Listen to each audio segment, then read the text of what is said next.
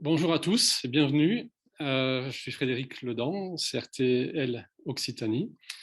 Je vous présenterai mes collègues de Google Atelier Numérique qui vont animer le webinaire d'aujourd'hui. C'est un webinaire qui s'inscrit en fait dans un programme d'une vingtaine d'ateliers, dont 7 ateliers avec Google Atelier Numérique sur la visibilité web, mais aussi des ateliers commercialisation. Par exemple, comment est-ce qu'on optimise son contenu sur des plateformes, comment est-ce qu'on réduit sa dépendance aux plateformes de vente, comment est-ce qu'on gère le revenu management. Il y a des webinaires performance, comment est-ce qu'on fait de meilleures photos avec son smartphone, comment est-ce qu'on optimise ses ventes avec le nouveau chèque vacances Connect, comment est-ce qu'on utilise Reverso, le site de traduction. Voilà, il y a beaucoup de sujets. Et tous ces webinaires sont enregistrés. Vous pouvez voir le replay et vous inscrire via le site pro du CRT. Si vous remontez dans le fil de discussion, vous avez le bouton discuter et vous avez le fil de discussion qui s'affiche sur la droite.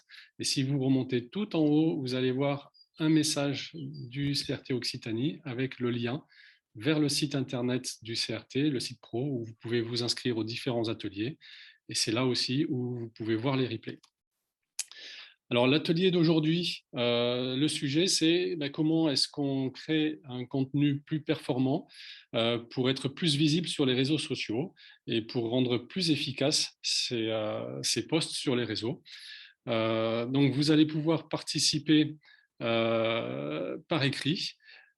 C'est Alexandre, ici présent, bienvenue Alexandre, qui va être le coach et qui va vous faire cette présentation. Et il est avec Julia, qui va être la modératrice et qui va en fait lui poser vos questions. Puisque dans le fil de discussion, vous pouvez à tout moment poser des questions ou poster des commentaires.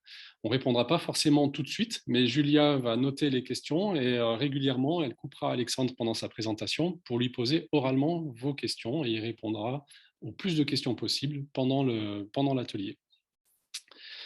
Donc, vous avez ce bouton discuter et puis vous avez aussi l'onglet Q&A, mais je vous incite plutôt à utiliser le fil de discussion pour que tout le monde puisse voir les commentaires et les questions. Voilà. Avant de laisser la parole à Alexandre, je vais juste partager un petit sondage. C'est pour savoir où est-ce que vous en êtes en fait de votre côté avec les réseaux. Voilà. Normalement, il doit s'afficher, vous pouvez déjà voter. C'est à choix multiple, hein. Vous pouvez cocher toutes les cases si vous voulez pour savoir quels sont les réseaux que vous utilisez, sur lesquels vous êtes déjà présent. Alors j'attends quelques secondes, voilà, je vois qu'il y a déjà une trentaine de participants qui ont voté. On va attendre quelques secondes pour que ce soit un petit peu significatif au niveau du résultat. Voilà, on a déjà plus de 70% de votants. Ok, je vais afficher, donc je vais mettre fin au sondage. Alors, on arrive à 80%. Je vais mettre fin au sondage et je vais l'afficher. Encore quelques secondes. Ok. Voilà, donc on a une très large majorité d'entre vous qui utilisent en fait 2 réseaux, Facebook, Instagram, un peu la chaîne YouTube, un peu LinkedIn. Voilà, donc j'arrête le partage et je laisse du coup Alexandre prendre le relais. Eh bien, merci Frédéric pour cette superbe introduction. Ravi que vous soyez tous là. Alors, on est 80 environ. On va attendre qu'il y a d'autres personnes qui arrivent. Sachez que c'est un plaisir d'être avec vous. Aujourd'hui, je ne suis pas seul. Je suis accompagné de Julia, que vous voyez là, qui sera ensuite cachée et répondra à vos questions dans le chat. L'intérêt de ce live, même si les informations se veulent être génériques, généralistes, c'est que ce soit interactif, c'est que vous puissiez poser vos questions et qu'on puisse adapter le live à vos cas de figure particuliers, à votre activité, à vos besoins, à vos questions. Donc, n'hésitez pas à vous présenter, à nous dire un peu ce que vous attendez de ce live, qu'est-ce que vous faites exactement. Je vois que vous êtes la plupart à utiliser Facebook, il y en a d'autres, c'est Instagram. Donc, n'hésitez pas à nous dire un peu ce que vous faites, qu'est-ce que vous attendez de ce live, qu'est-ce que vous aimeriez, quel est l'existant, pour qu'on puisse adapter tout le live à vos différentes cas de figure. Donc, Julia et moi, nous sommes basés à Montpellier, nous sommes coach Google. Au quotidien, on est amené à faire des conférences comme celle-ci dans toute l'Occitanie. Donc, ça peut être hors ligne comme en ligne. Et la cerise sur le gâteau, c'est si jamais vous avez plus de questions, vous avez un besoin plus spécifique, vous pouvez également bénéficier d'un coaching individuel. Un coaching individuel, c'est quoi? C'est durant 1 heure avec un coach Google en tête-à-tête, par téléphone ou par visio, vous pouvez bénéficier de son expertise. Ça peut être moi, Alexandre, Julia ou un autre coach, peu importe. Donc, c'est 1 heure sur une semaine et il n'y a pas de limite dans le temps. C'est-à-dire, on peut vous accompagner sur 2, 5, 10, 20, 30 appels si besoin sur vos problématiques. Donc, sachez ça et toutes ces opportunités d'apprendre et d'amélioration, ça va faire plaisir à votre portefeuille, à votre comptable. Elles sont totalement sans frais. Elles sont sans frais et sans prérequis.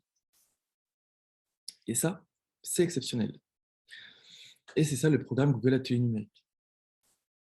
Vous vous formez aux compétences numériques, pas pour faire joli ou par effet de mode, mais bien pour vous aider à développer et réussir vos projets respectifs.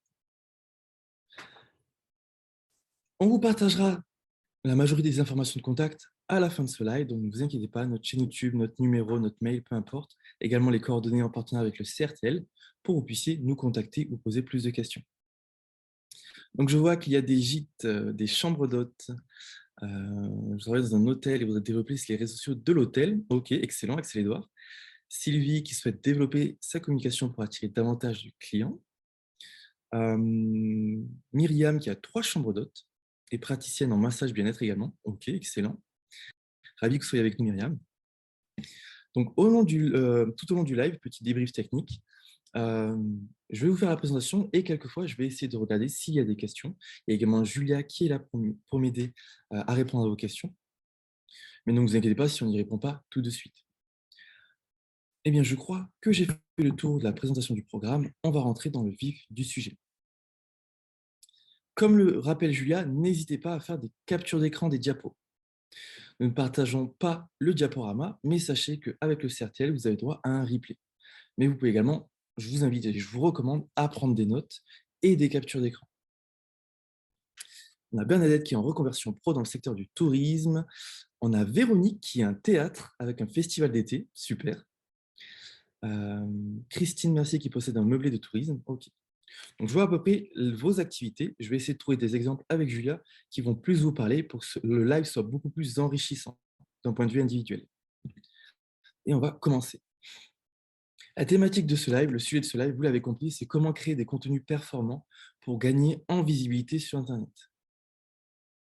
Alors, j'aimerais aller un peu plus loin. C'est bien d'avoir de la visibilité, mais c'est mieux d'avoir des ventes. Donc, on va voir comment gagner en quantité d'abonnés, avoir plus de visibilité, mais aussi avoir une visibilité de qualité. Avoir des abonnés ou des j'aime de qualité qui peuvent découler sur un achat, sur une réservation dans vos cas. C'est ça qui est intéressant. Il n'y a pas que la quantité, il y a également la qualité des internautes auprès desquels vous êtes visible. Donc cette présentation, on va passer par quoi? On va d'abord passer par créer du contenu pour les réseaux sociaux. Adapter le contenu à ces réseaux sociaux. En effet, vous n'allez pas créer le même type de contenu pour un journal, pour la radio, pour la télé, que pour les réseaux sociaux. Il faut comprendre et s'imprégner des bonnes pratiques et éviter les erreurs communes.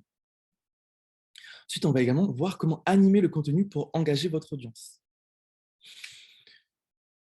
Votre mission principale lorsque vous allez être sur les réseaux sociaux, ce n'est pas de vendre. Et ça, j'aimerais que vous vous en rappeliez. Votre mission principale, c'est de créer une communauté et d'entretenir cette communauté. Et ça, votre mission principale. Ce n'est pas de vendre.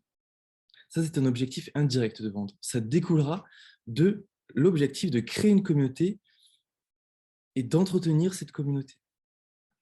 Et ensuite, cette communauté sera une source presque inépuisable de clients potentiels. Mais ça, c'est l'étape suivante. Donc, la première mission, c'est animer le contenu pour engager votre communauté sur les réseaux sociaux. Et enfin, ce sera concevoir votre calendrier éditorial. Quand est-ce que je publie, à quelle fréquence, comment je m'organise. Ce sera un peu plus de la gestion du temps. Et vous organiser pour que ça demande le moins d'efforts, le moins de réflexion possible et que ça devienne intuitif au fil du temps. Souvent, il y a des questions, c'est bien beau tout ça, mais comment je m'organise? Est-ce que vous avez des conseils par rapport au temps, à la publication, tout ça? Eh bien, on va le voir. On va le voir. On va commencer sur créer du contenu pour les réseaux sociaux. Donc, j'ai pu voir que vous étiez la majorité sur Facebook, ce qui est une bonne chose. À mon avis, vous êtes également la majorité sur Facebook d'un point de vue personnel. C'est pourquoi vous avez votre page entreprise. Maintenant, on va voir s'il n'y a pas d'autres réseaux sociaux qui peuvent être intéressants. Et comment adapter le contenu à ces réseaux sociaux. Je pense que je ne vous apprends rien, mais la majorité des Françaises et Français sont sur les réseaux sociaux. 75% de la population française est en ligne sur ces plateformes, sur ces réseaux sociaux. Facebook, Instagram, Pinterest, vous les connaissez. Et 1h41 par jour, par personne, est le temps passé en moyenne sur les réseaux sociaux. Alors, petite anecdote, moi, je pense que je dépasse largement ces 1h40. Ça va dépendre de la tranche d'âge, de l'activité, de nos habitudes, mais c'est quand même énorme. Presque 2 heures par jour sur les réseaux sociaux. Et c'est quelque chose qui n'existait pas 20 ans en arrière. Et vous devez vous en rappeler. 20 ans, 30 ans en arrière, on passait du temps devant la télé, devant un bon livre peut-être. Et maintenant, il y a eu une transition, on passe beaucoup plus de notre temps, on alloue beaucoup plus de notre journée aux réseaux sociaux en ligne. Donc, c'est une mauvaise nouvelle pour les chaînes de télé ou les journaux, mais c'est une bonne nouvelle pour vous, entreprise. Pourquoi? Eh bien parce que la communication sur les réseaux sociaux ne vous demande pas un budget exorbitant. Alors que par le passé, pour avoir une communication en face de milliers de personnes, il fallait faire un chèque à une chaîne de radio, à une chaîne de télé ou un magazine. Aujourd'hui, gratuitement, en quelques clics, vous pouvez atteindre des centaines de milliers de personnes. Et ça, c'est une vague sur laquelle vous devez surfer, sur laquelle vous devez capitaliser. Admettons, votre client potentiel passe 2 heures par jour sur Internet. Maintenant, la question, c'est comment être visible durant ces 2 heures auprès de ce prospect, auprès de ce client potentiel. Et c'est ce qu'on va voir. Le contenu est le pilier de votre stratégie. Votre présence sur les réseaux sociaux, c'est le contenu que vous publiez sur ces réseaux. Donc, je vois qu'il y a Fanny qui a un musée domaine de l'abbé Saunière à Rennes, à Rennes-le-Château, dans l'Aude, pardon, pas à Rennes. On a Laurence qui a un gîte haut de gamme et salle de séminaire. Donc, vous avez toutes et tous des activités. Vous n'avez pas publié des documents, des articles sur les réseaux sociaux. Votre rôle, votre mission sera de publier du contenu, souvent du contenu riche. Alors, Julia a levé la main. Julia, est-ce qu'il y avait une question? Oui, merci beaucoup Alexandre. On a une première question effectivement de Martine qui commence à se poser la question de comment choisir en fait les réseaux sociaux. Elle se demande si elle doit avoir une page Facebook, sachant qu'elle a Instagram. Donc je pense que voilà, ce serait bien de penser aussi à comment on va choisir les réseaux. Ok, parfait, super. Merci pour la question. Merci. Et c'est une excellente question. Et ça m'amène à mon point, d'ailleurs qui n'est pas sur la slide, mais c'est que lorsque vous allez devoir choisir un réseau social, vous allez devoir choisir le réseau social où il y a votre audience, votre marché, votre clientèle potentielle. Si vous vous adressez à des dirigeants de 50 ans, ce sera plus LinkedIn en B2B. Si vous vous adressez à des jeunes garçons et des jeunes filles de 17 ans, ce sera peut-être plus sur Snapchat ou TikTok. Donc la première question que vous devez vous poser et qui est essentielle, c'est votre persona, votre clientèle type. Qui est-elle? Posez-vous cette question et à partir de cette question, vous allez savoir sur quelle plateforme vous orienter.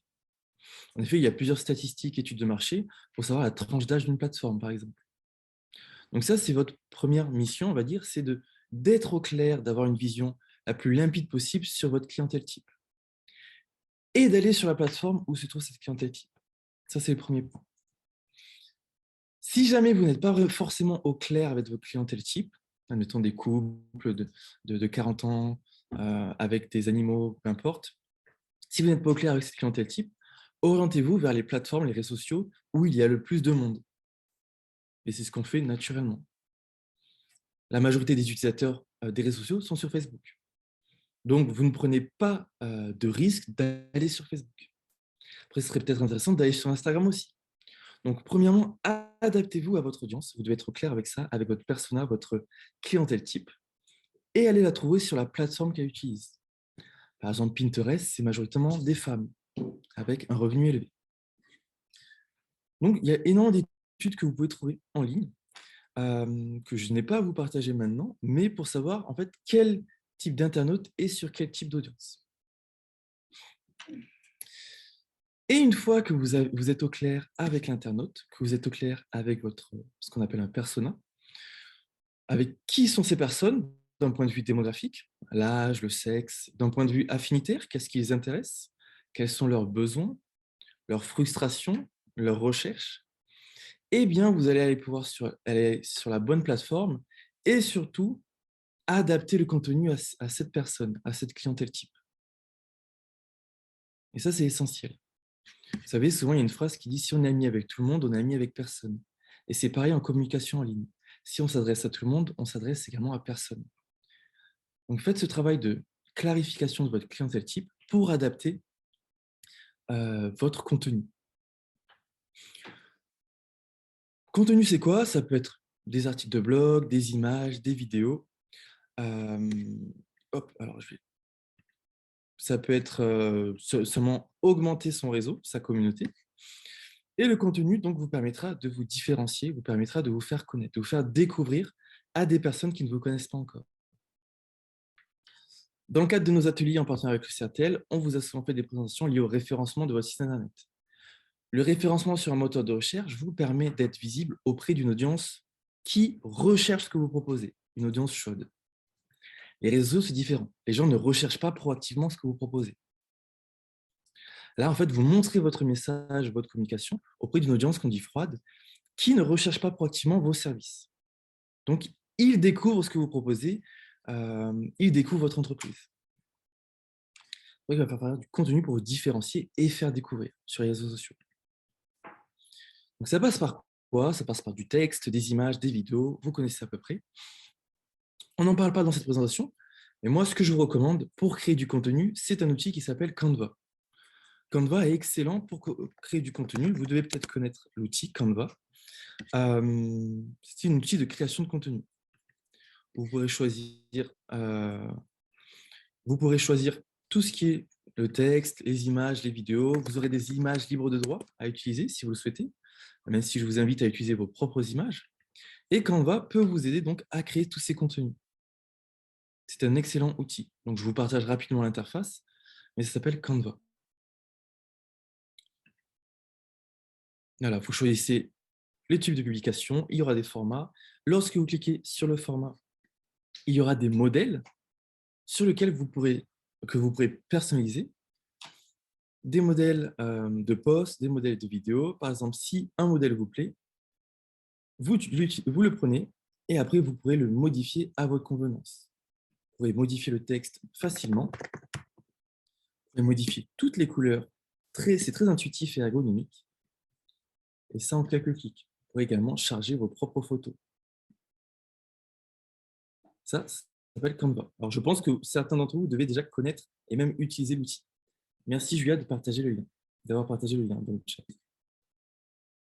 Hop, alors, je vais quitter Canva.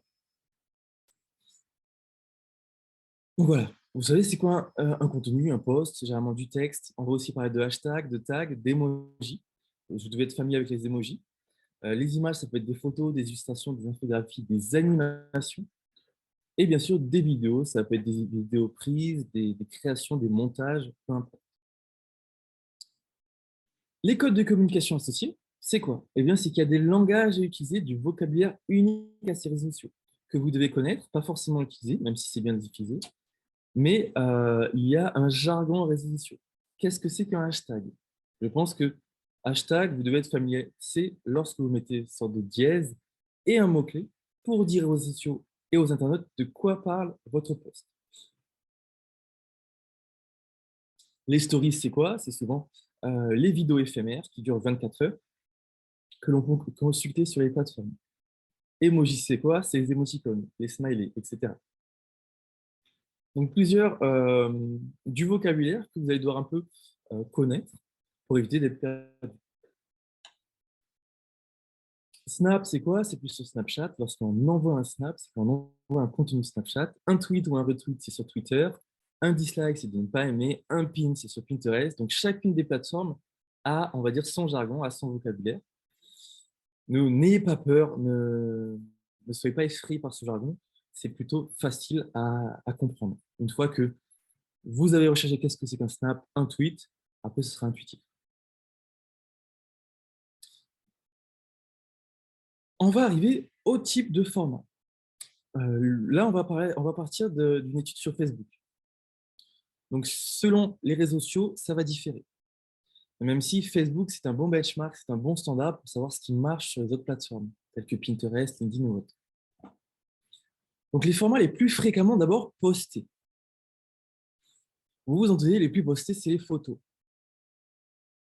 À 60%, donc plus d'un post sur deux, est une photo sur Facebook.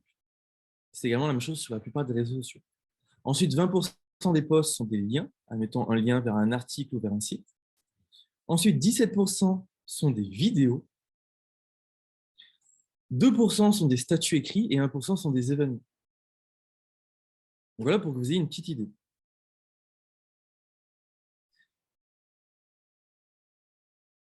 Gardez en tête ces chiffres parce qu'on va arriver à la deuxième diapositive qui sera beaucoup plus intéressante à analyser et qui sera plus pertinente pour vous à utiliser. Les formats avec le plus d'interactions.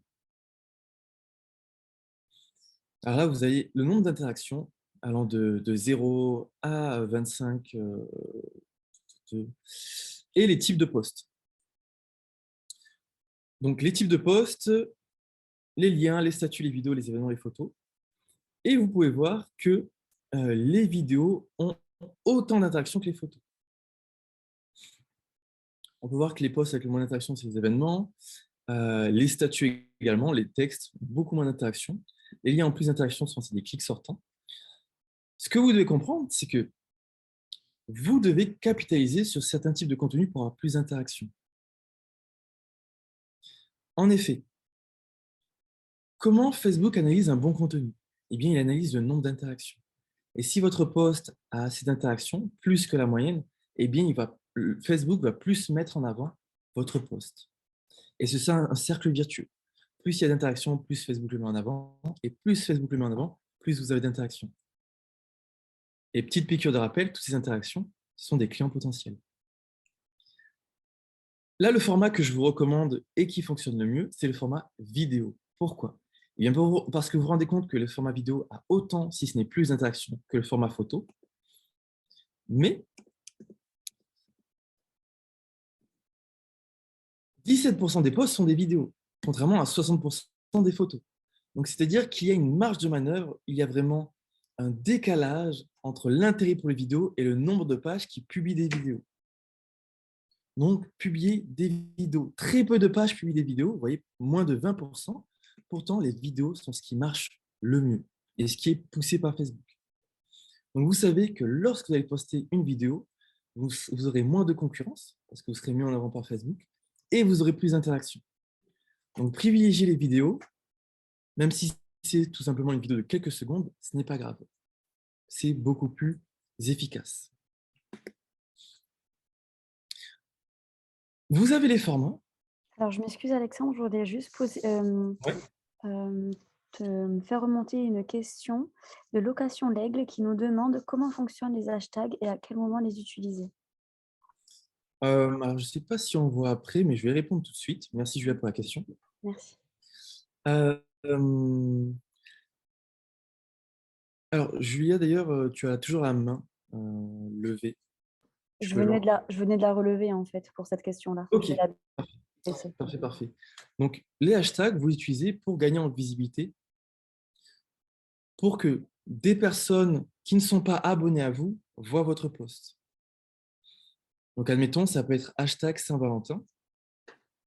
C'est que initialement, vos posts sont publiés pour qu'ils soient visibles par vos abonnés, principalement. Et encore, tous vos abonnés ne voient pas tous vos posts. Et rajouter un hashtag permet de dire à Facebook ou à Instagram, par exemple, de quoi parle le post et d'être visible auprès de d'autres personnes qui ont un intérêt pour cet hashtag. Admettons, ça peut être l'hashtag PSG, l'hashtag chocolat. Eh bien, vous serez visible auprès de plus de personnes et non pas que de vos abonnés. Donc, la recommandation que je vous fais, c'est d'utiliser, alors on va voir le nombre d'hashtags qu'il faut à peu près, c'est pas plus d'une vingtaine, 25 généralement, pas plus d'une vingtaine, mais c'est donc employer, on va dire, un tiers de hashtags liés à ce que vous proposez, à votre activité, à votre business, un tiers de hashtags liées plus à votre localité. Dans votre cas, ce serait intéressant. Admettons Occitanie, sud de la France, Hérault, Montpellier, peu importe. Donc, un tiers de hashtag lié à ce que vous proposez, un tiers de hashtag lié à votre localité et un tiers de hashtag lié à la période de l'année ou à un événement. Ça peut être, admettons, le mois de l'année, décembre, ça peut être Noël, ça peut être un événement qui est proche de votre hôtel.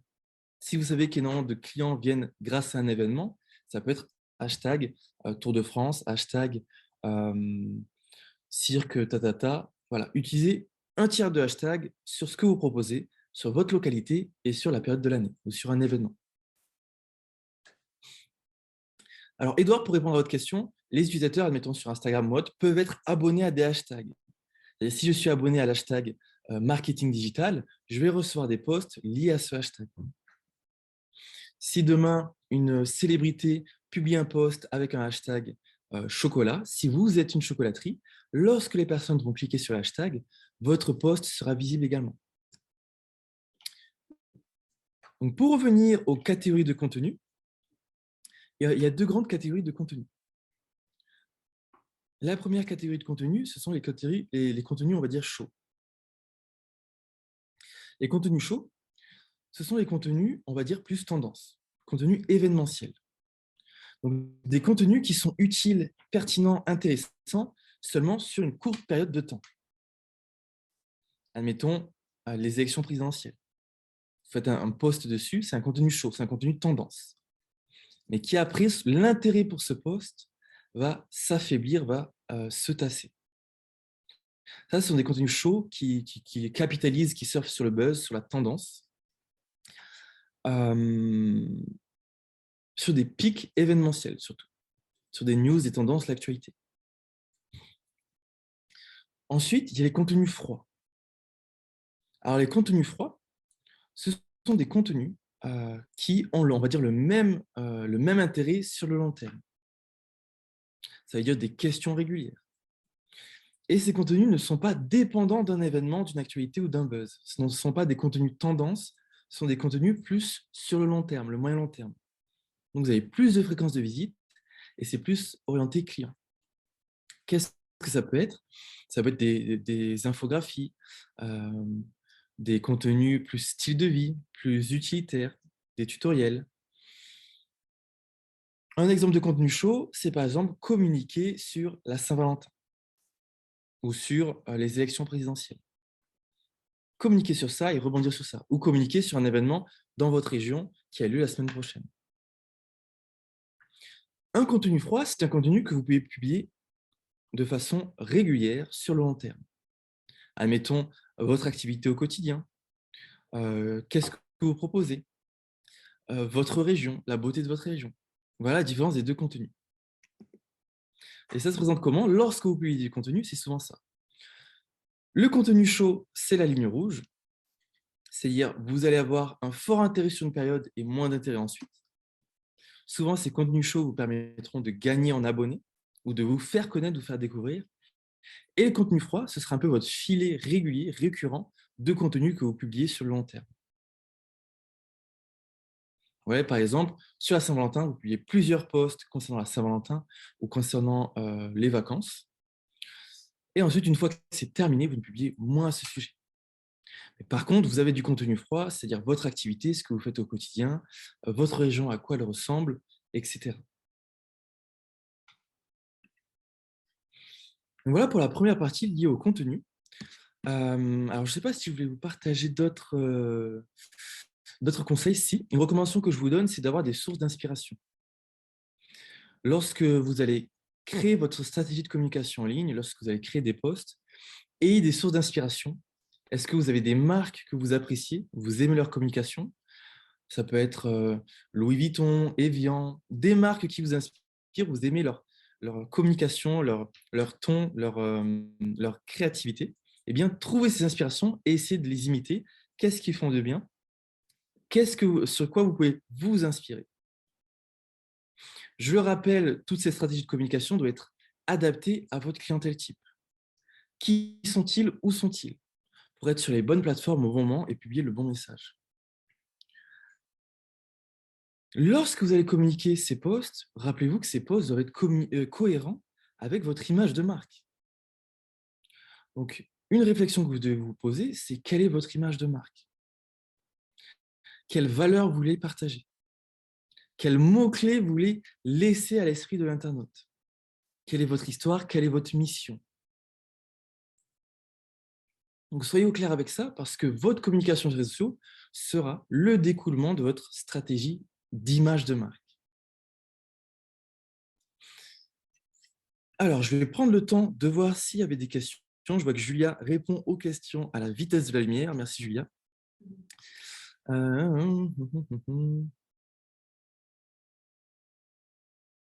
En effet, les hashtags sont plus ou moins pertinents en fonction des plateformes, même si je vous invite de les utiliser. Mais vous devez vous adapter aux bonnes pratiques de la plateforme. Mais les hashtags ne sont pas inutiles.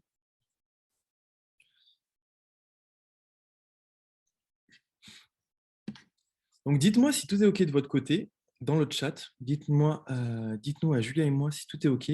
Si vous voulez que je revienne en arrière pour prendre une capture d'écran, si vous voulez que je clarifie un point. Sinon, si tout est OK, eh bien, je vais avancer, je vais continuer. Tout roule du côté de Florence.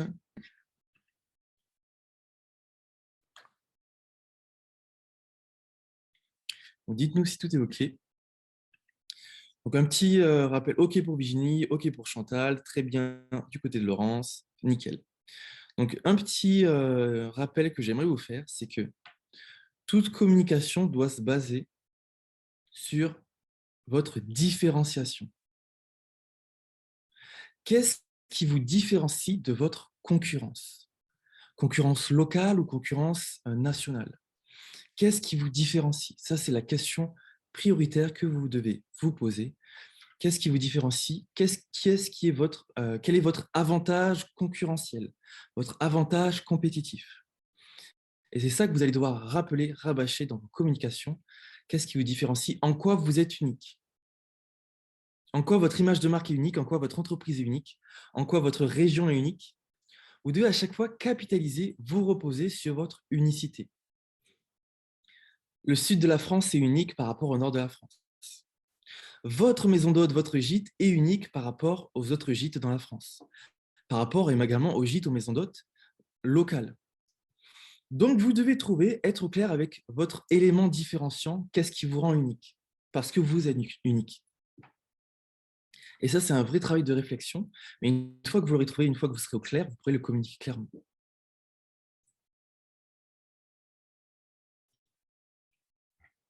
Alors, vous parlez pour la conférence de tous les réseaux sociaux de la même manière, pas de différence par rapport à chaque réseau. Par exemple, Instagram, ses particularités. Eh bien, Martine, on y arrive. Ne vous inquiétez pas. Alors, Sylvie qui communique sur la différenciation, mais ça n'apporte pas la clientèle souhaitée. Alors là, il faudra s'adapter à la clientèle que vous souhaitez, Sylvie. En effet, c'est bien de communiquer sur la différenciation, mais il faut aussi adapter cette communication à la clientèle souhaitée.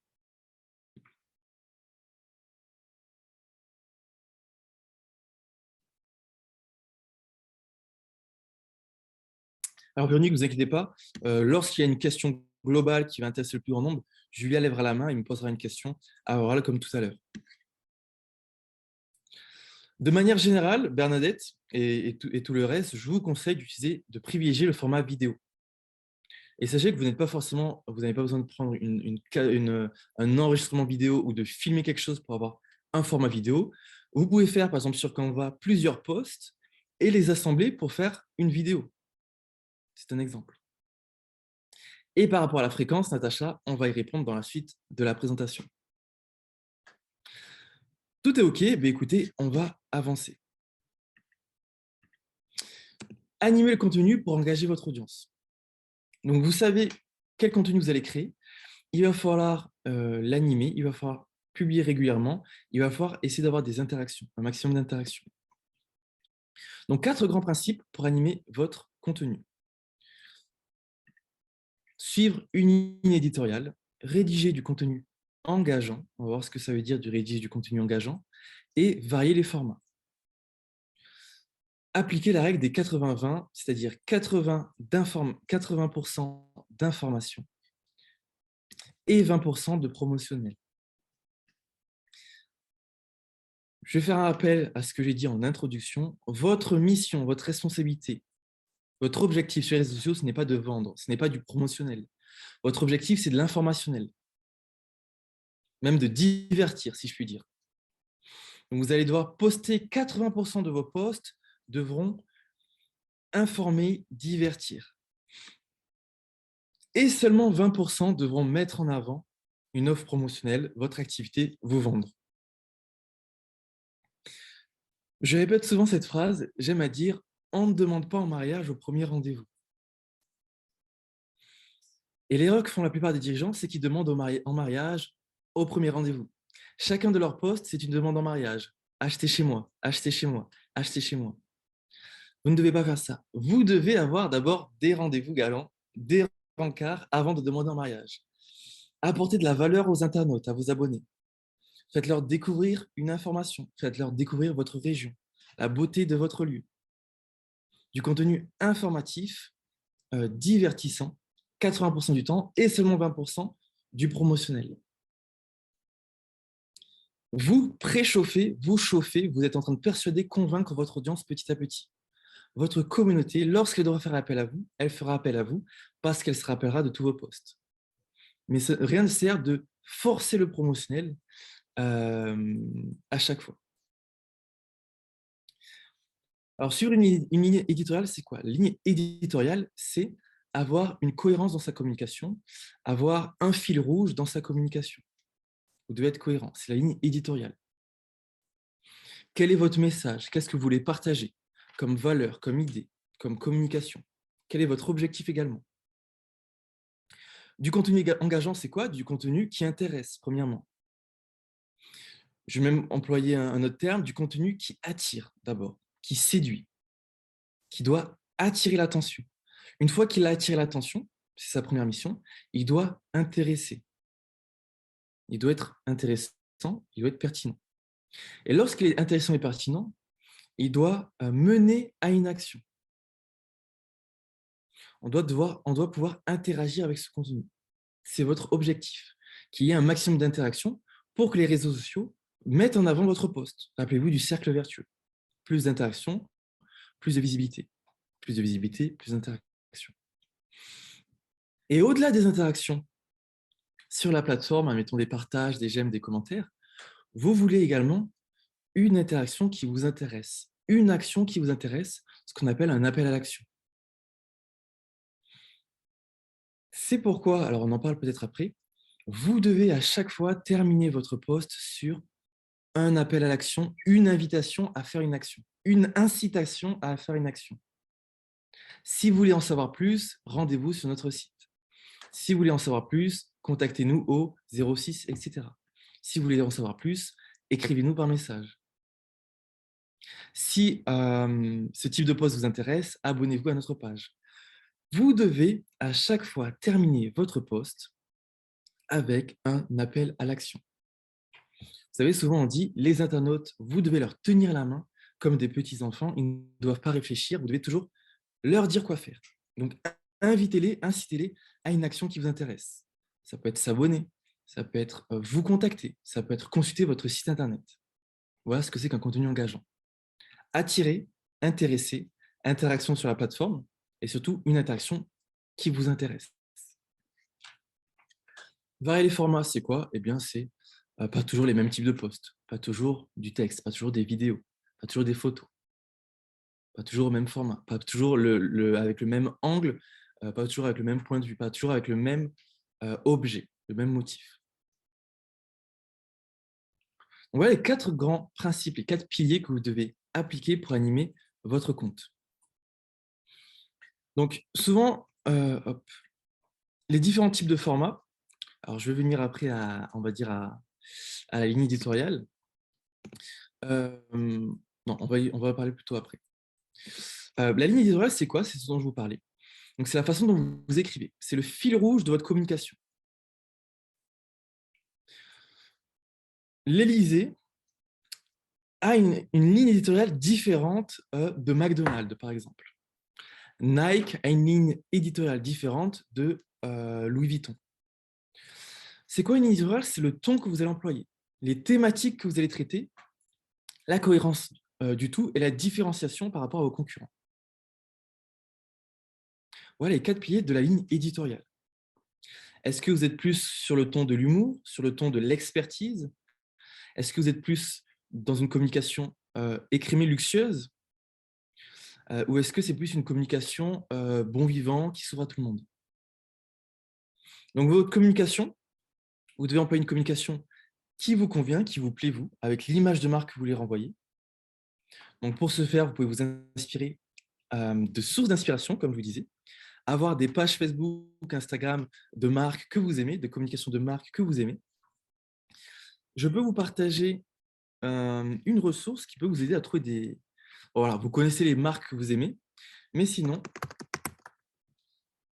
vous tapez bibliothèque publicitaire de Facebook. Alors, je vais vous partager le lien directement dans le chat pour avoir un peu des idées de comment communiquent certaines grandes marques et vous inspirer de ces marques. Admettons que vous êtes fan de la communication de Evian, vous pouvez voir leur publicité. Vous pouvez également tout simplement aller sur leur page. La bibliothèque publicitaire peut vous aider à savoir, à vous inspirer d'autres marques. Vous avez toutes les publicités, admettons, vous tapez une marque, on va essayer avec Evian, si les publicités sont visibles. Et là, vous voyez, vous avez différents types de communication. Vous allez voir la façon de communiquer d'Evian, leur ligne éditoriale, les posts qu'ils utilisent. Tout ça, c'est une source d'inspiration qui peut vous être grandement utile.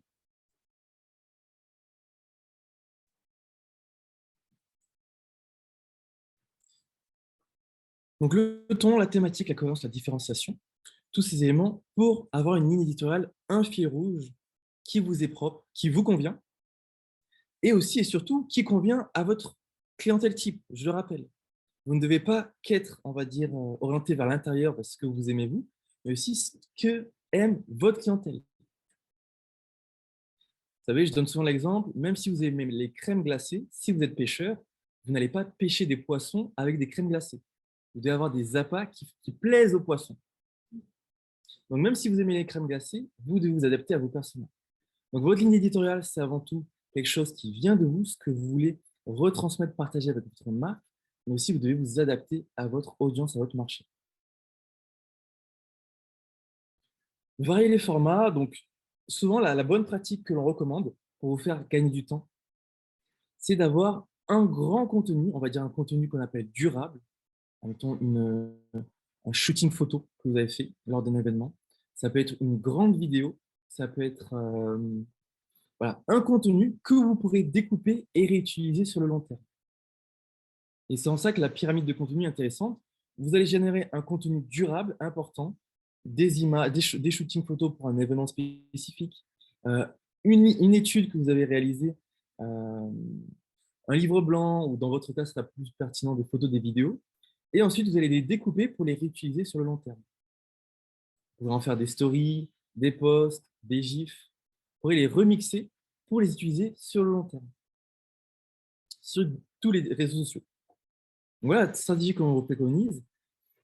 Vous dites, OK, je vais passer un certain temps à faire du gros contenu, un contenu que je réutiliserai sur le long terme, que je découperai, que je remixerai sur le long terme. Différentes photos, différents textes, images, etc.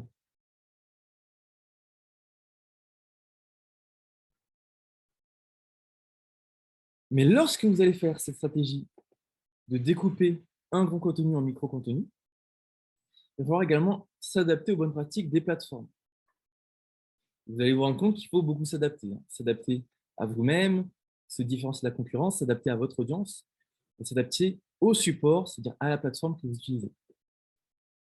Donc voilà quelques principes différenciants de chaque plateforme que l'on vous partage. Donc, il y a Facebook, Instagram, Twitter, LinkedIn et YouTube. Je pense que ce soit consciemment ou inconsciemment, vous avez une idée de comment vous devez communiquer sur chacune de ces plateformes. Vous savez que sur YouTube, c'est plus des vidéos pour apprendre, pour répondre à des questions, pour de la découverte, souvent. Vous savez que LinkedIn, puisque c'est professionnel, c'est du B2B, sera plus du contenu un peu plus riche, un peu plus, avec plus textuel, avec plus d'informations. Twitter, c'est beaucoup plus de l'actualité, de l'instantané. Donc, c'est plus un ton journalistique et c'est plus des contenus chauds. En effet, Twitter, il y a énormément de tweets liés à l'actualité. C'est pour ça que la durée de vie d'un tweet est très courte. Lorsque vous allez publier un tweet, ce sera lié à du contenu chaud, à une actualité. Et ensuite, il ne sera plus visible. Instagram, Facebook, c'est différent. Là, vous allez pouvoir surtout mettre le contenu froid euh, pour montrer, on va dire, plus des photos style de vie, des vidéos de votre région, donner envie, faire découvrir votre région. Et là, ce sera plus du contenu visuel et non pas textuel comme Twitter, LinkedIn. Ce sera plus des photos, des vidéos. Là, il pourra avoir des posts sur le long terme ou des stories éphémères. Voilà, ce que je vous invite à faire, c'est vraiment de prendre une capture d'écran. Mais ce n'est pas une liste exhaustive de chaque différence. Il existe énormément d'études liées aux différences des réseaux sociaux. Vous pouvez trouver facilement en ligne en fonction de la plateforme sur laquelle vous vous dirigez. Et vous pourrez voir les grandes différences, Facebook contre Instagram, Instagram contre Twitter. Il y a énormément d'études que vous pourrez trouver. Et généralement, vous serez servi de ces études pour savoir sur quelle plateforme vous dirigez, en fonction de votre persona, en fonction de votre clientèle type. Voilà, Jérôme, une très bonne remarque. Par exemple, le réseau social Pinterest, les posts sont visibles très longtemps. Ce qu'on appelle les épingles sont visibles très longtemps. Ça dépend des plateformes, des algorithmes et des usages des internautes sur ces plateformes.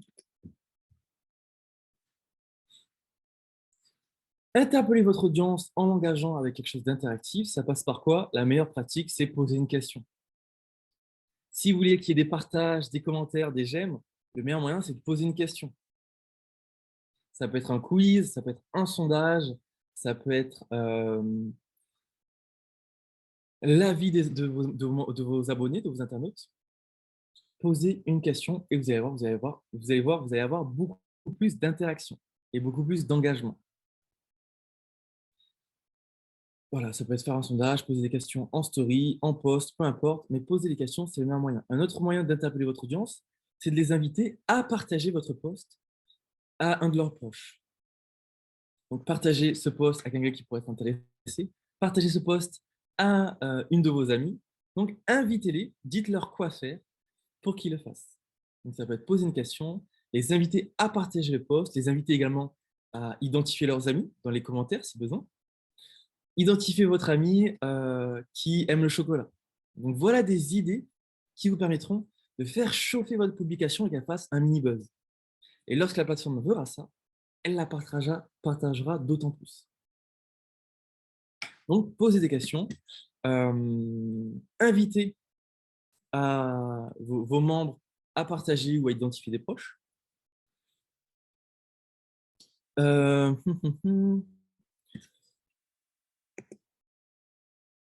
Voilà, ça passe par les commentaires, ça passe par répondre aux commentaires également. Alors, Martine, en effet, vous pouvez partager vos posts en story sur Instagram. C'est une bonne pratique. Surtout que certaines personnes, dont moi, on consomme beaucoup plus de stories que de posts. Donc, ça permettra de faire d'une pierre deux coups, de faire une story d'un post. Donc, répondre aux commentaires.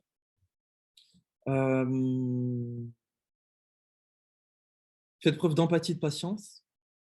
Il peut y avoir des trolls, donc des personnes qui vous critiquent ou qui vous insultent. S'il y a des insultes, vous pouvez demander aux plateformes vous pouvez signaler le commentaire qui ne sont pas bien.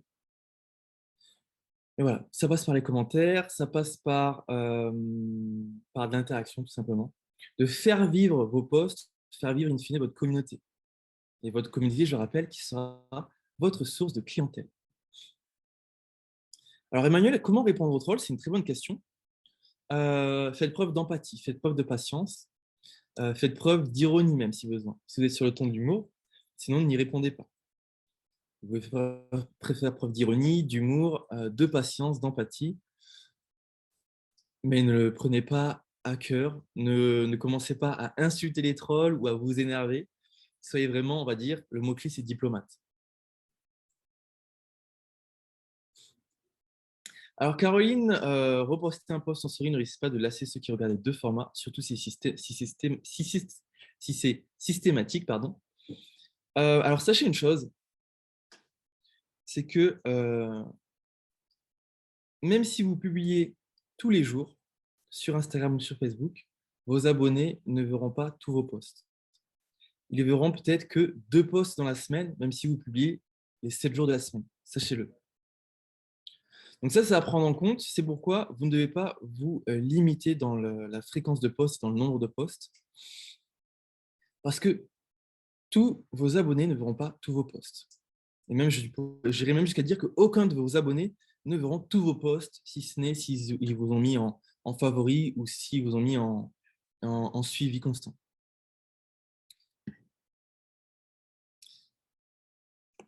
Donc, toujours lié à l'interaction sur vos posts, souvent une pratique que je vous déconseille, qu'on ne vous recommande pas, c'est de mettre des liens dans votre post.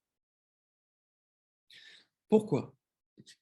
Eh bien parce que mettre des liens dans le post, ça donne moins de visibilité à votre post. Mettez-vous à la place des plateformes réseaux sociaux. Leur but, c'est que les internautes restent, on va dire, le plus longtemps sur les plateformes telles que Facebook, Instagram ou autres. C'est pourquoi leur algorithme met moins en avant les posts qui renvoient vers un lien extérieur. C'est pourquoi, même si vous faites le même post avec un lien et le même post sans lien, vous verrez que le post sans lien est beaucoup plus mis en avant par les plateformes. Donc, évitez de mettre un lien dans le post. Une pratique qui nous vient souvent de LinkedIn, c'est de mettre le lien dans les commentaires. Sur Facebook, c'est moins problématique de mettre un lien dans un post, et c'est pour que vous ayez une petite idée générale des bonnes pratiques des algorithmes des réseaux sociaux. Pour preuve, sur Instagram, on ne peut pas mettre de lien dans les posts, par exemple. Donc voilà, essayez d'éviter de mettre des liens vers l'extérieur. Si besoin, l'appel à l'action que vous allez faire, si vous voulez en savoir plus, allez sur notre site, renvoyez vers lien en commentaire ou lien dans la biographie, par exemple. C'est une pratique qui est souvent faite sur Instagram. Et sur Instagram, puisqu'on ne peut pas mettre de lien dans les posts, une pratique utilisée, c'est d'utiliser Linktree. Alors, Linktree, c'est quoi? Ça vous permet, alors je vous partage Linktree dans le chat. Alors, je vais vous montrer un exemple, ce sera beaucoup plus pertinent.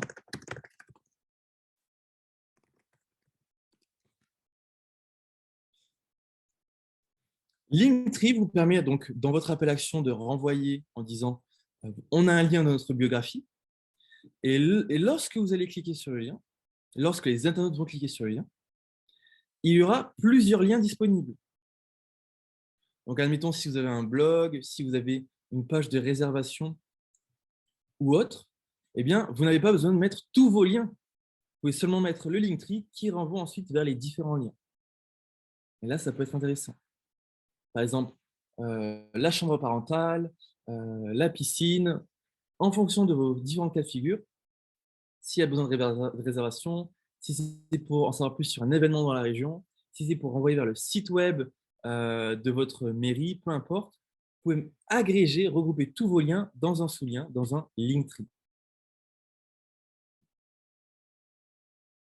Voilà, ça s'appelle Linktree. C'est un lien pour tous.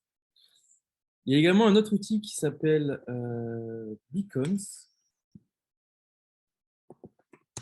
le même principe. C'est un lien pour plusieurs liens. Alors, je peux vous montrer un exemple. Est-ce que j'ai un exemple?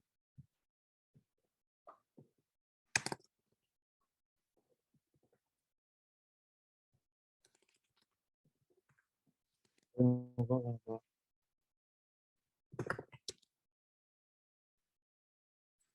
Non, j'ai pas d'exemple là. Mais donc, Beacon, c'est pareil, sauf que il est un peu plus intéressant l'outil parce que vous pouvez mettre des images dans les différents sous-liens. Est-ce qu'il y a un exemple quelque part? Ouais, on va voir.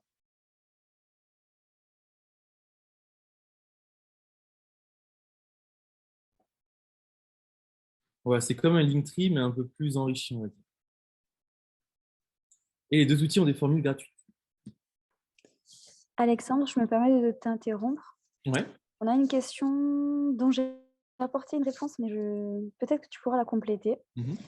Euh, alors, Location L'Aigle nous demande si l'on peut avoir un rapport de plus de 6 mois sur les données, les statistiques Facebook, car les stats quotidiennes et mensuelles n'apportent pas une assez large visibilité. J'ai conseillé d'exporter les statistiques sur Data Studio, par exemple, mais est-ce que tu as une autre réponse à apporter? Alors, bonne question. Donc, concernant les données, oui, vous n'avez pas de limite sur les plateformes telles que Facebook, Instagram, etc. Vous allez avoir une limite, c'est les propres données que vous collectez, par exemple sur Google, Google, les moteurs de recherche ou Analytics. Sur les plateformes telles que Facebook, Instagram, normalement, vous avez sur le long terme. Vous pouvez avoir tout le détail de vos données.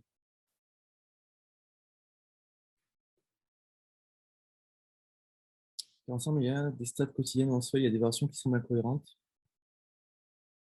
Mais ouais, vous avez normalement tout le détail sur le long terme. Vous pouvez avoir sur un an même les données de ce qui s'est passé sur les réseaux sociaux. Ça, c'est pas un problème. Vous devez peut-être connaître la Meta Business Suite. C'est votre plateforme dédiée pour gérer tout ce qui est statistique. Donc, si vous n'avez pas assez de statistiques via votre page Facebook ou votre page Instagram, essayez de voir du côté de la Meta Business Suite. Vous pouvez y accéder via votre Facebook, mais c'est un peu votre tableau de bord professionnel pour votre entreprise. Bonne question.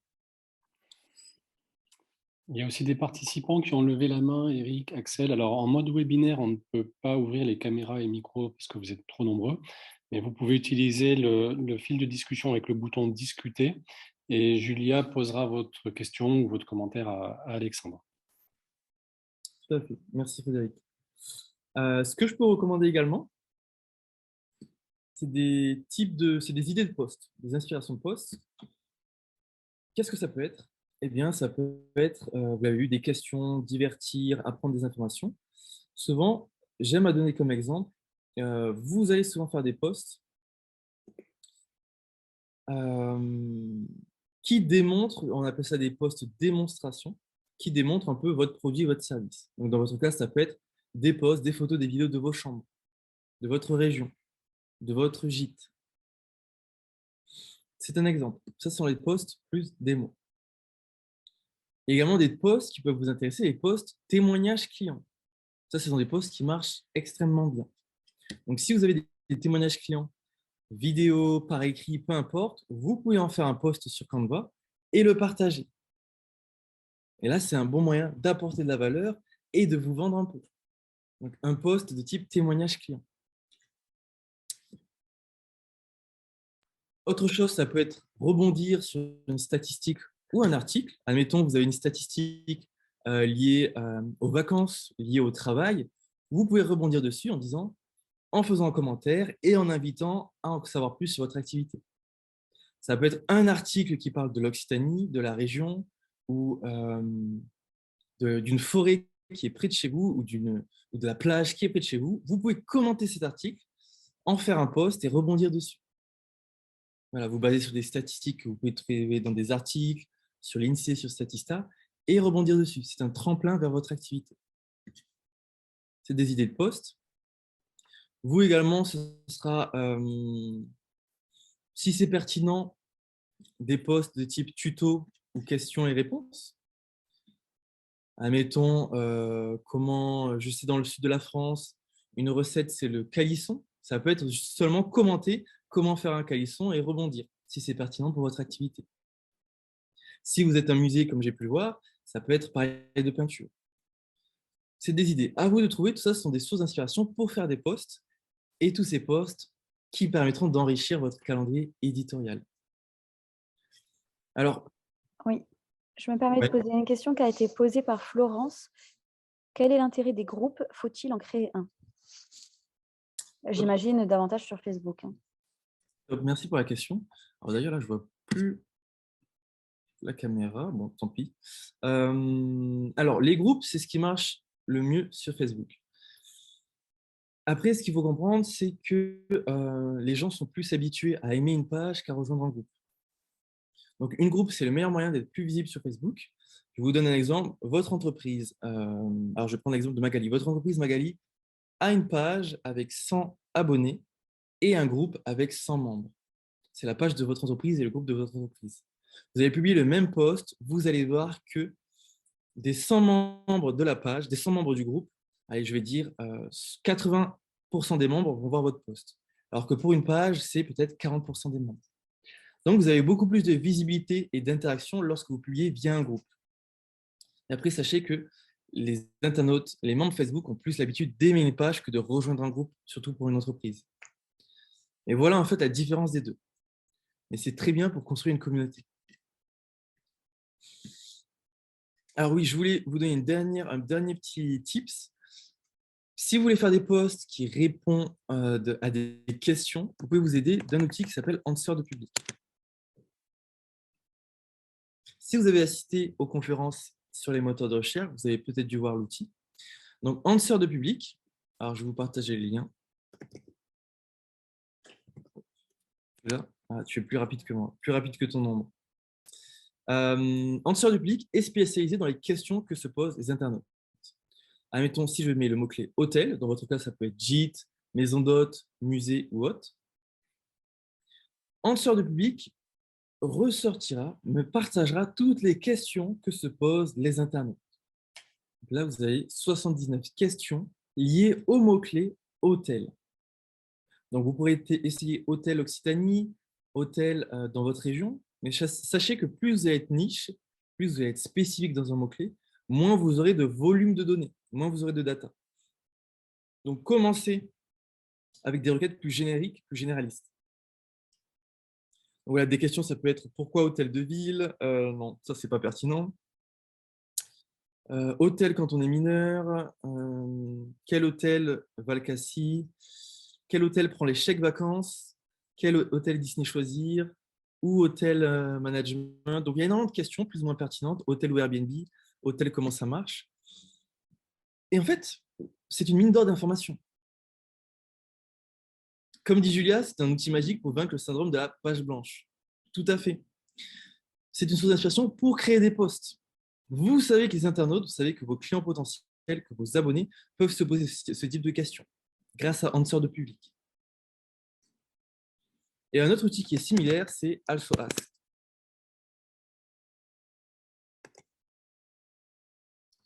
Qui est le même principe. Vous mettez France, français, et vous mettez le mot-clé qui vous intéresse. Donc, je vous invite vraiment à le tester à la fin de ce live, les mots-clés qui vous intéressent, pour créer des posts qui répondent à ces questions. Et vos abonnés, alors là, c'est en anglais. Je l'ai mis en anglais. J'aurais dû mettre en français. Mais voilà, comment vous pouvez utiliser ces deux outils.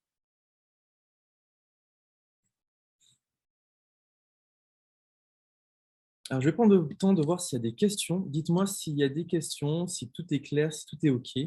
Si vous voulez que je clarifie un point ou que je revienne en arrière pour prendre une capture d'écran, avec plaisir.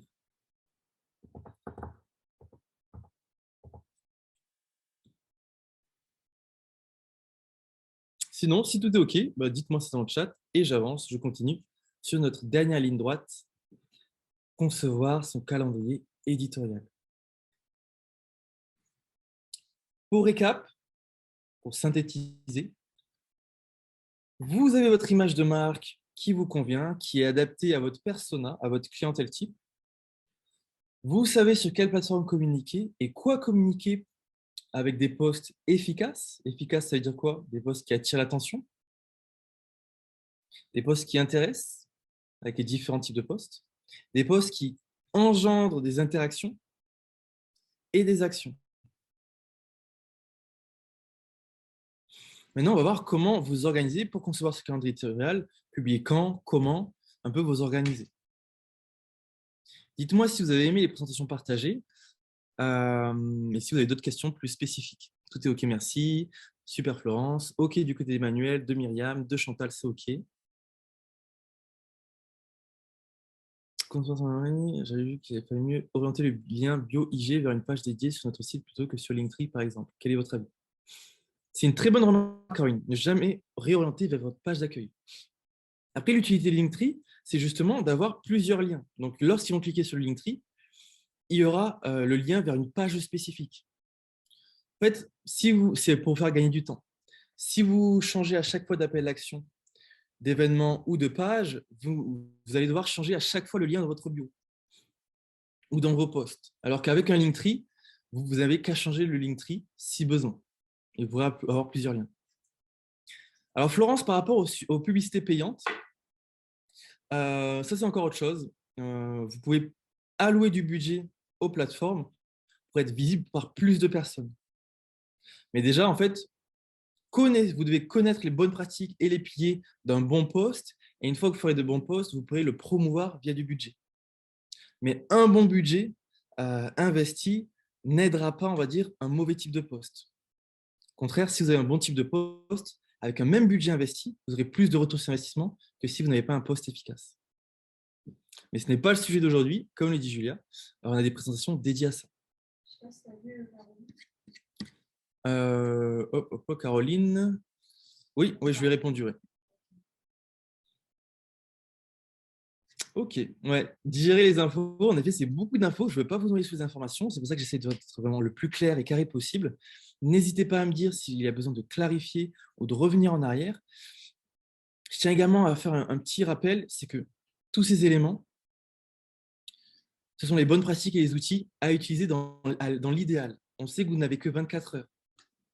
On sait que vous ne pourrez pas tout mettre en pratique et surtout pas tout dès le départ.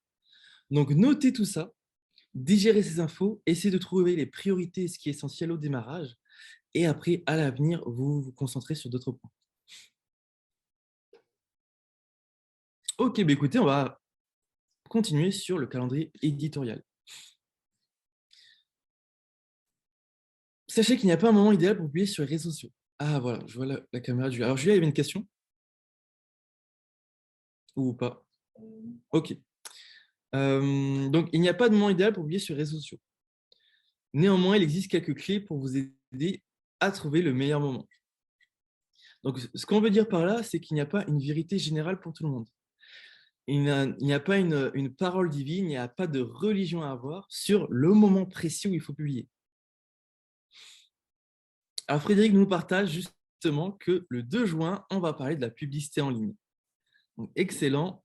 Le 2 juin, on vous y attend nombreux. Si vous êtes intéressé par la publicité en ligne, investir un budget pour, on va dire, acheter des clients presque ou acheter des abonnés. Et à un coût rentable surtout. Comment créer un calendrier éditorial? Alors, premièrement, déterminer les publications qui ont résonné. Donc ça, on vous l'a déjà partagé. On vous a partagé les erreurs à éviter et les bonnes pratiques à mettre en place.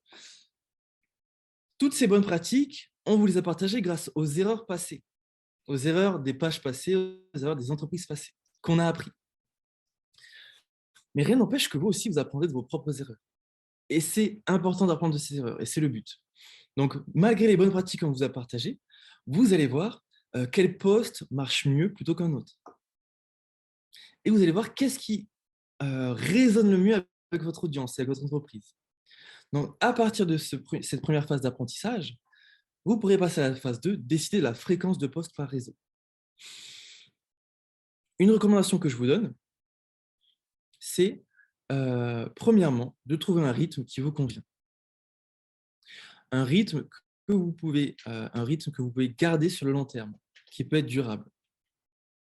Rien ne me sert de me dire Alexandre, Julia, je vais publier tous les jours, si vous ne pouvez pas le tenir sur la durée. Il vaut mieux publier une fois par mois, une fois par semaine, une fois toutes les 2 semaines, peu importe, mais que ce soit régulier. Premièrement, c'est trouver un rythme qui vous convient. Deuxièmement, c'est également trouver un rythme qui est cohérent avec votre concurrence. Faites un benchmark de vos concurrences. Si vos concurrents publient toutes les semaines, vous allez devoir quand même vous adapter à votre concurrence et essayer d'être plus actif, plus proactif qu'eux.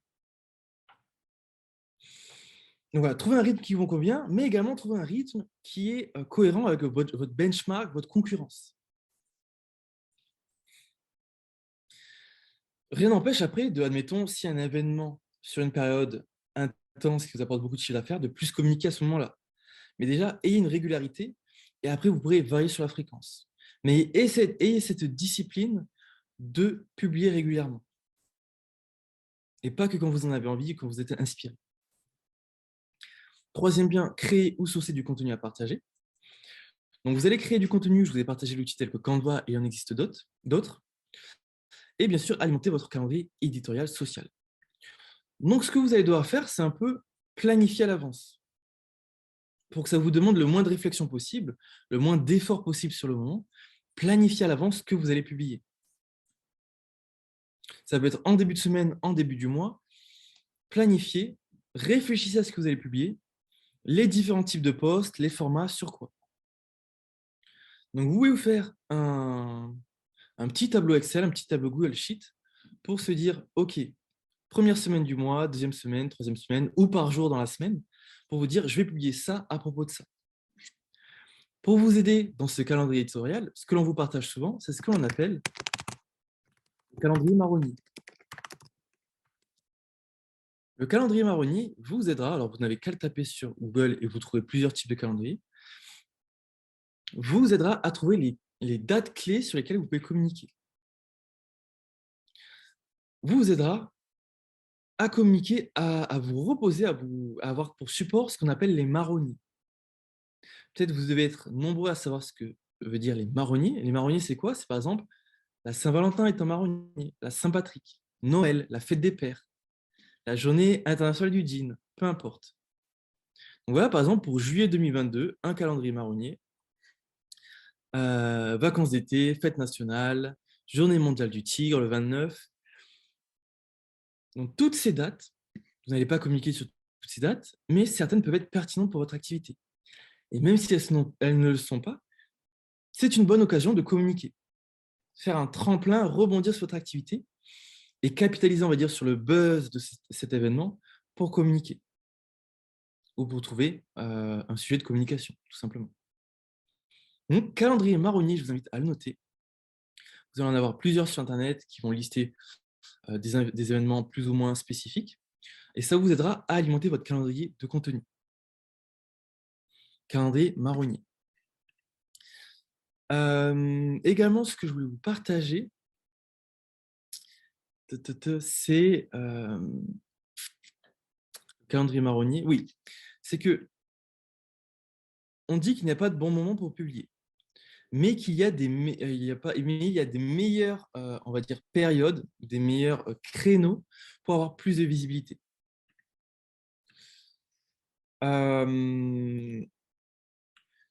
Donc, la recommandation que je vous donne, c'est de commencer en cherchant les meilleurs jours de la semaine, les meilleurs horaires de la journée pour publier de manière généraliste, tout d'abord. Vous pouvez tout simplement taper Instagram, meilleure heure pour poster, meilleur moment pour poster, et vous aurez des statistiques, des études qui sont généralistes, c'est-à-dire qui concernent la majorité des utilisateurs d'Instagram. Donc, ce que je vous recommande, c'est de partir de ça d'abord. Mais vous ne devez pas rester sur ces horaires ou ces jours de la semaine. Parce qu'en fait, vous devez vous adapter à votre propre audience, à votre audience spécifique. Votre audience n'est pas monsieur tout le monde. Donc, au démarrage, si vous n'avez pas assez de données, pas assez de data sur votre audience, sur quel est le meilleur moment pour publier quand il y a le plus de visibilité ou d'interaction, eh bien, basez-vous sur ces données généralistes, meilleur moment pour publier sur LinkedIn, sur Instagram, etc., pour publier d'abord. Et ensuite, une fois que vous aurez assez de retours, assez d'interactions, vous pourrez vous adapter sur mesure à votre propre audience. Car votre audience n'est pas monsieur tout le monde, je répète.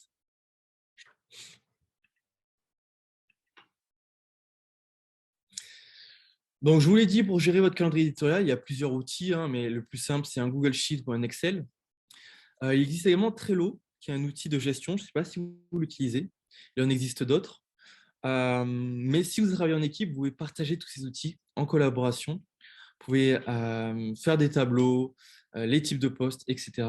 Donc, trouvez un outil qui vous convient, qui vous va, et utilisez-le pour faire votre calendrier éditorial. Vous pouvez également programmer. Donc, l'intérêt de faire un calendrier éditorial, c'est de se décharger d'une charge mentale, se dire oh, qu'est-ce que je dois publier aujourd'hui. Sinon, si vous avez toujours cette charge mentale, vous n'allez pas être endurant sur le long terme. Vous allez même procrastiner. Donc, pour que ça devienne intuitif, facile et pas chronophage, vous devez planifier ce calendrier et même le programmer si besoin. Pour ce faire, il existe des outils tels que Hootsuite ou Buffer qui vous permettent de faire d'une pierre 3 coups. C'est-à-dire de faire votre calendrier éditorial dessus, de programmer votre post et même de le programmer sur plusieurs plateformes en même temps. C'est-à-dire de demander à un post d'être programmé dans une semaine à cette heure précise sur Facebook, Instagram, Pinterest par exemple. Donc, il existe Hootsuite Buffer, mais si jamais vous n'utilisez que Facebook et Instagram, que les outils de la suite, que les outils méta de Facebook, eh bien Facebook a également l'outil de programmation de post dans la Meta Business Suite que je vous ai partagé tout à l'heure. Donc, vous pouvez programmer en début de semaine, en début de mois, peu importe. Vous passez une journée ou une après-midi à tout planifier et au moins le reste du mois, le reste de la semaine, vous êtes tranquille. Vous pouvez planifier le calendrier éditorial, le programmer, même le programmer sur plusieurs plateformes en même temps. Et on va arriver aux étapes clés à retenir. Alors, j'espère que c'était clair. J'espère que vous avez aimé ces 3 parties. Partagez-nous dans le chat à Julia et moi et à Frédéric quelle partie vous avez le plus appréciée, quelle partie vous a donné un déclic ou sur quel point vous avez le plus travaillé. Ça nous intéresse vraiment pour les futures présentations. Je vous laisse quelques instants pour y répondre dans le chat. Et on va arriver aux étapes clés à retenir. Une petite synthèse des éléments qu'on a vus ensemble. Donc, dites-nous quelle partie vous avez le plus appréciée, quelle partie va vous donner le plus de travail, le chantier que vous allez faire. Ça nous intéresse énormément.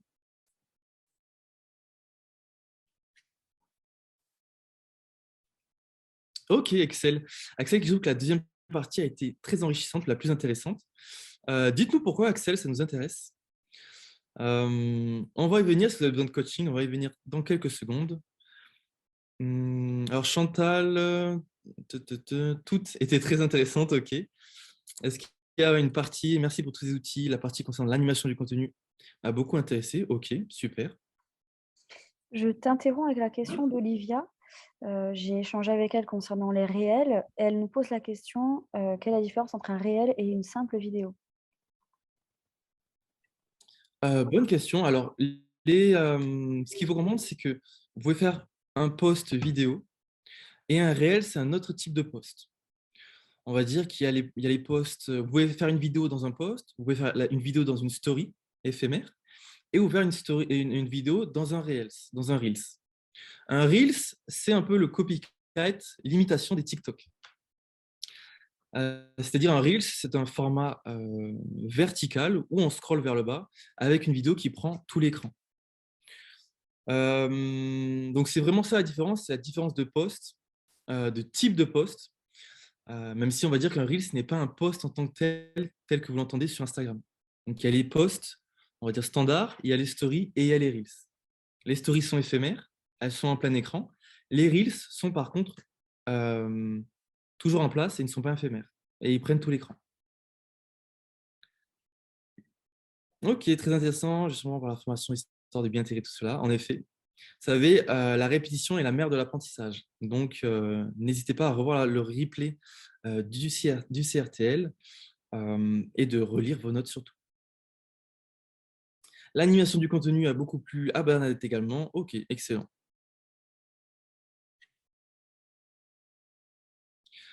Et très intéressant, je vais me pencher dès que possible. La planification des réseaux pour Myriam. Ok, super. Voilà, en effet, le tout, c'est d'utiliser ces outils. Vous savez, les outils numériques doivent vous faire gagner du temps et d'étendre vos capacités. Donc, l'intérêt, ce n'est pas que ce soit trop chronophage pour vous.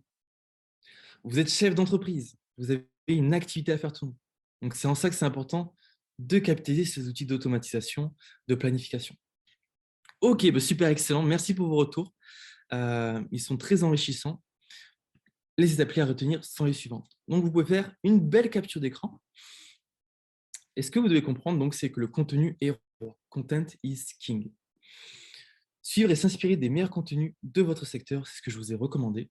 Faire un audit des contenus qui marchent chez vous, des contenus qui vous plaisent. Pensez des contenus en fonction de l'audience, de ce que vous voulez retransmettre et de la plateforme réseaux sociaux.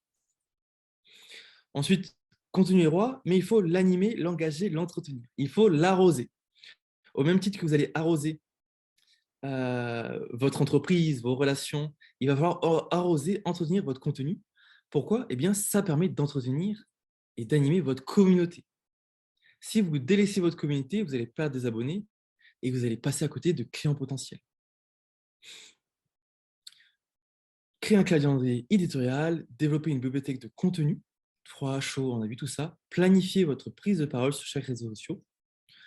Et enfin, vous organiser pour vous faire gagner du temps. Donc, rappelez-vous, les réseaux sociaux, vous devez continuer à inspirer d'autres marques et s'inspirer de d'autres marques dans le secteur, pas forcément des marques dans votre secteur. Hein. Ça peut être Apple vous inspire ou autre. Alimenter votre calendrier qui permettra d'alimenter votre communauté et donc votre base de prospects. Et mesurer et tester le contenu en permanence. Rien n'est jamais acquis. Ce n'est pas une fin en soi de faire du contenu, ce n'est pas un ticket de loto. Vous devez sculpter continuellement et vous améliorer de façon exponentielle. Quel poste marche le mieux? Quel poste m'apporte le plus d'abonnés, de clics et de clients? Rappelez-vous que les réseaux sociaux permettent d'avoir une communauté, pas d'avoir un achat direct. Donc, votre communauté, ensuite, fera appel à vous. Insérez toujours des appels à l'action pour inviter à consulter votre site, par exemple. Vous pouvez également insérer des promotions pour inciter à aller sur votre site et même à réserver. Et là, vous ferez d'une pierre deux coups. Vous empêcherez les gens de procrastiner. Ils iront sur votre site. Et si vous avez un code promo, vous pourrez être sûr que les personnes qui ont rentré ce code promo étaient sur votre page Facebook, par exemple. Donc, voilà un moyen d'attirer votre communauté froide, la relation de votre communauté, et de la transformer, de la convertir en chiffre d'affaires réel. Mais sachez également que alimenter cette communauté, la faire grandir et avoir une communauté de qualité permettra également d'avoir plus de recherches sur Google, vous en doutez.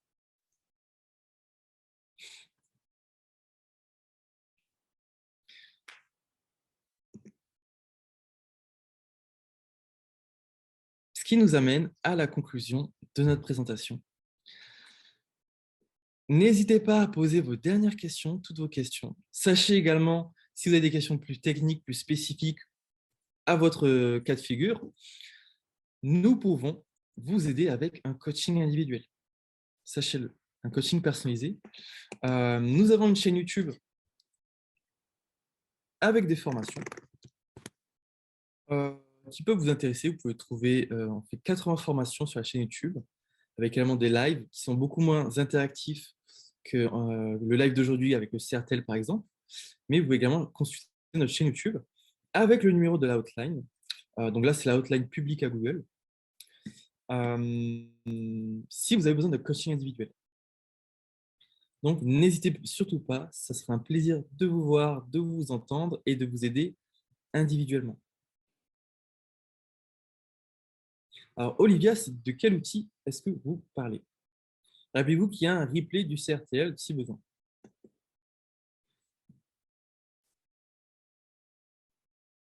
Ce que j'aimerais recevoir, c'est vos retours, vos avis dans le chat.